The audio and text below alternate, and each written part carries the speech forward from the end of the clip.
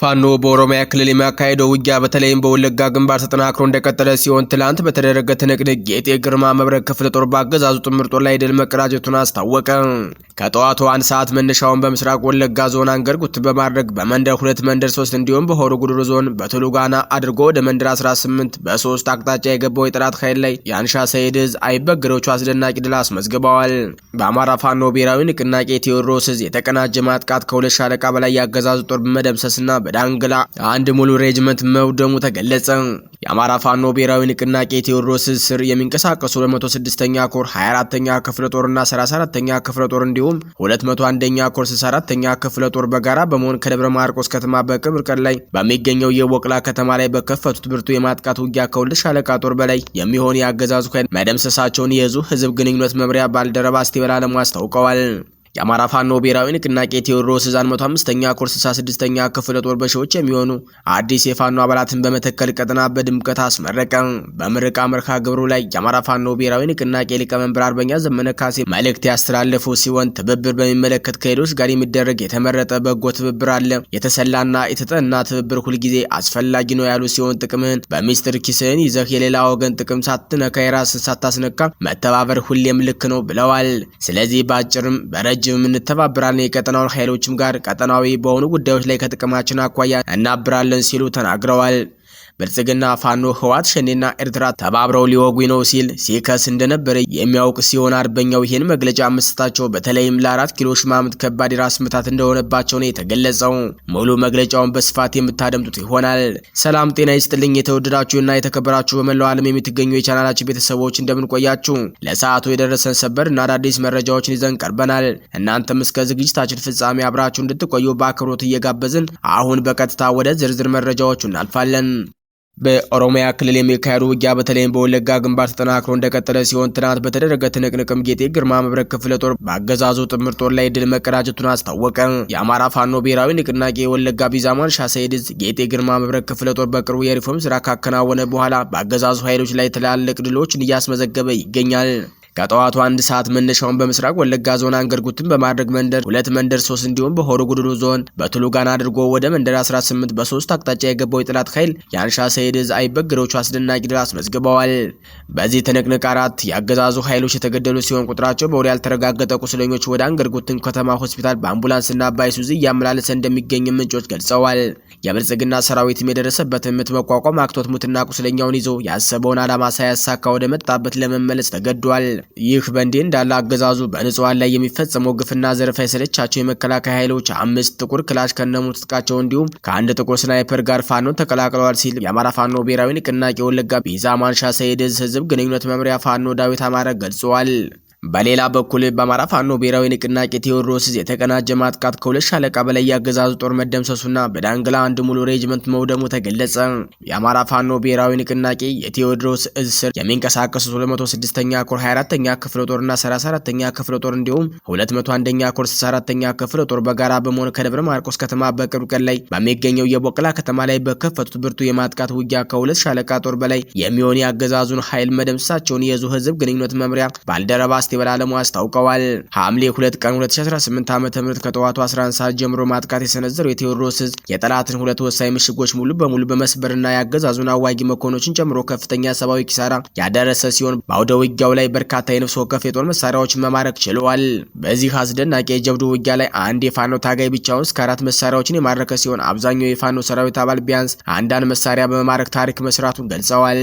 ከተማዋን ይጠብቅ የነበረ የአገዛዙ ኃይል ሙሉ በሙሉ በመደምሰሱ ምክንያት የደረሰበትን ክፉ ሽንፈት ለመታደግ 17 የጭነት መኪና ሙሉ የጠላት ጦርና በርካታ የቡድን መሳሪያዎችን ከደብረ ማርቆስ ከተማ ተጭኖ በመምጣት የተበታተኑና የተረፉ አባላቱን ለማዳን የሞከሩ ቢሆንም በአሁኑ ወቅት የደብረ ማርቆስ ሆስፒታል በጠላት ቁስለኞች ተጨናንቆ እንደሚገኝና የሞቱትን ቀብረው የተረፉትን ወደ ሆስፒታሉ ቢልኳቸውም አብዛኞቹ ከሞት ሊተርፉ እንዳልቻሉ ምንጮች አረጋግጠዋል። በተያያዘ ዜና የዞን 105ኛ ኮር 55ኛ ክፍለ ጦር በትላንትናው ዕለት ከሌሊቱ 11 ሰዓት ተኩል ላይ በዳንግላ ወረዳ ጫራ ከተማ ላይ በወሰደው አስደናቂ የማጥቃት እርምጃ የአገዛዙን ጥምር ጦር ጦር አንድ ሙሉ ሬጅመንት በመደምሰስ ሙሉ በሙሉ ከስራ ውጭ ማድረጉ ታውቋል። በዚህ ውጊያ ላይ 55ኛ ክፍለ ጦር 3ኛ እና 4ኛ ሻለቃዎች ከክፍለ ጦሩ የቃኝና መሐንዲስ ቡድን እንዲሁም ከዳንግላ ወረዳ ጊዜያዊ መንግስት አመራሮች ጋር በመናበብ ባደረጉት አስደናቂ ወታደራዊ ውጊያ በጠላት ላይ ከፍተኛ ሰብአዊ፣ ቁሳዊና ሞራላዊ ጉዳት አድርሰዋል። በዚህ በዳንግላ ወረዳ ጫራ ከተማ በተከናወነው አውደ ውጊያ በጀግናው የፋኖ ሰራዊት እጅ የገቡ ልዩ የቡድንና የነፍስ ወከፍ የጦር መሳሪያዎች ዝርዝርም 1 ዲሽቃ፣ 1 ዲሽቃ ተቀያሪ አፈሙዝ፣ 3 ብሬን፣ 2 ኤም40 ጠመንጃዎች፣ 1 ፋል መሳሪያ፣ 52 የክላሽንኮቭ ጠመንጃዎች፣ 6 አብራራው መገናኛ ሬዲዮዎች፣ 13 ኤስኬስ መሳሪያዎች፣ 450 የዲሽቃ ጥይቶች፣ 250 የብሬን ተተኳሾችና 1300 የክላሽንኮቭ ጥይቶች እንደሚገኙበት የእዙ ህዝብ ግንኙነት መምሪያ አስታውቋል። የአማራ ፋኖ ብሔራዊ ንቅናቄ ቴዎድሮስ ዕዝ 105ኛ ኮር 66ኛ ክፍለ ጦር በሺዎች የሚሆኑ አዲስ የፋኖ አባላትን በመተከል ቀጠና በድምቀት አስመረቀ።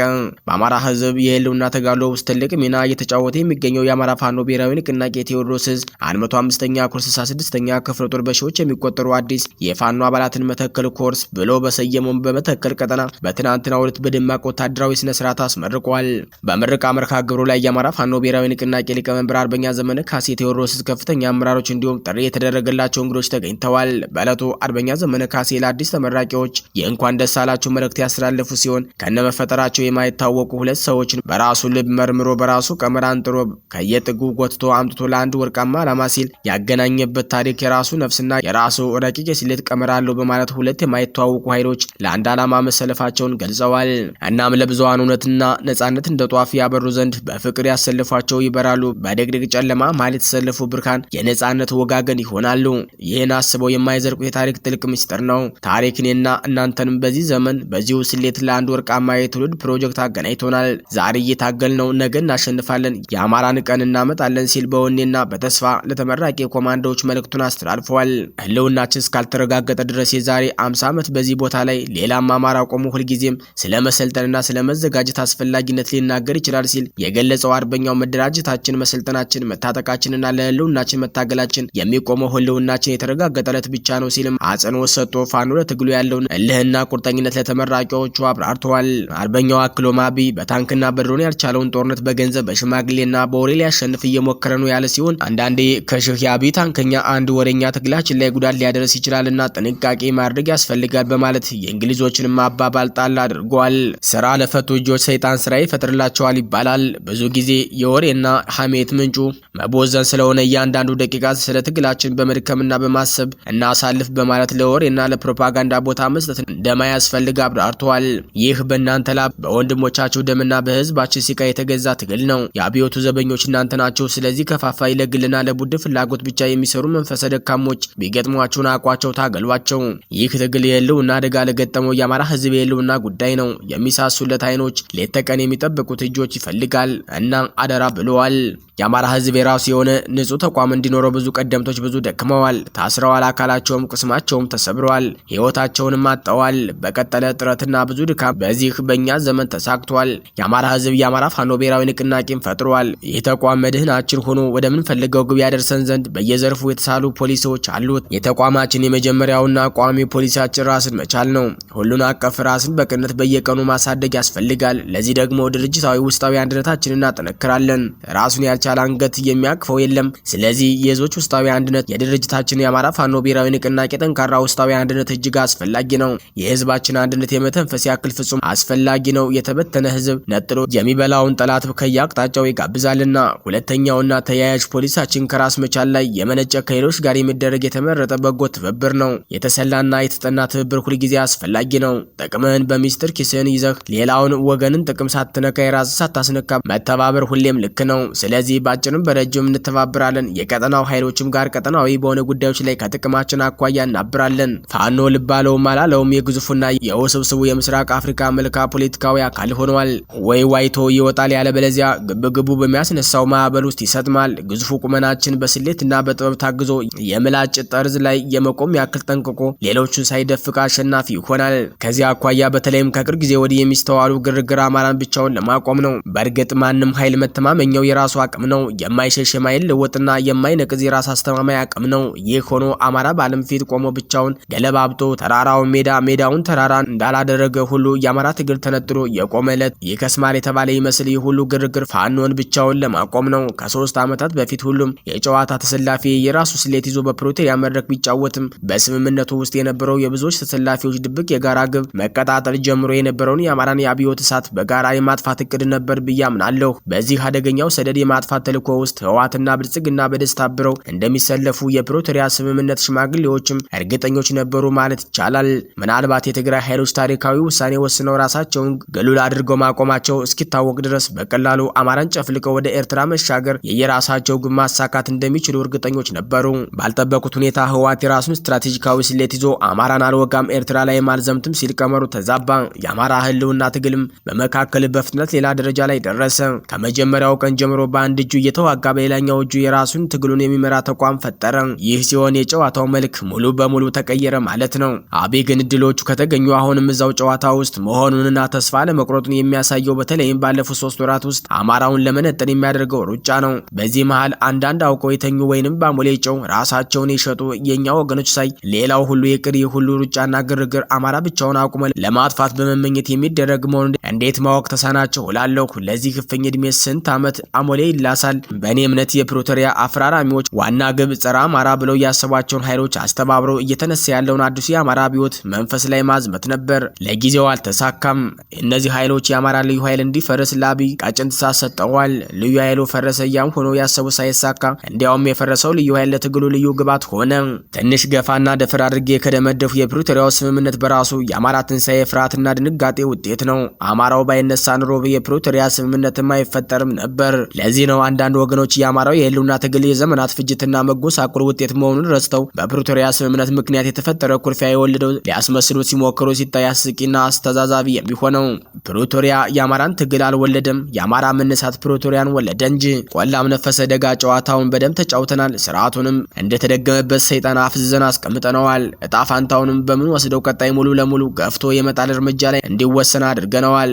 የዚህ ትብብር ስኬትና ውድቀት ግን የሚቀጥሉት ብዙ መቶ ዓመታት የእርስ በርስ እልቂት ወይም ሰላምና ልማት ማለት ነው። እልቂት ወይም ሰላምና ልማት ማለት ነው። በዚህ አጋጣሚ ባለሀብት ነን የምትሉ ይህንን ትግል ለማፍረስ በድል ላይ የተሰማራችሁ ወገኖች ተው። ከፀሐይ በታች የምትሰሩት እያንዳንዱ ስራ ይታወቃል። እንኳን ከህዝብ ከጎረቤት ተጣልቶ መኖር ይቸግራልና አስቡበት።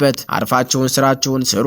በዚህ የፖለቲካ ድለላ ውስጥ የተሰማራችሁ አንዳንድ የሃይማኖት አባት ነን የምትሉ የቤተ እምነት ሰዎችም ከዚህ ድርጊታችሁ ተቆጠቡ። ሌላው ቢቀር ቤተ እምነታችሁን ለሚያፈርስ ኃይል አካፋ አቀባይ አትሁኑ። ለምድርም ለሰማይም የማይሆን ነገር አትስሩ። በ80 ዓመታችሁ የ30 ዓመት ጆሮ ጠቢ አትፍሩ።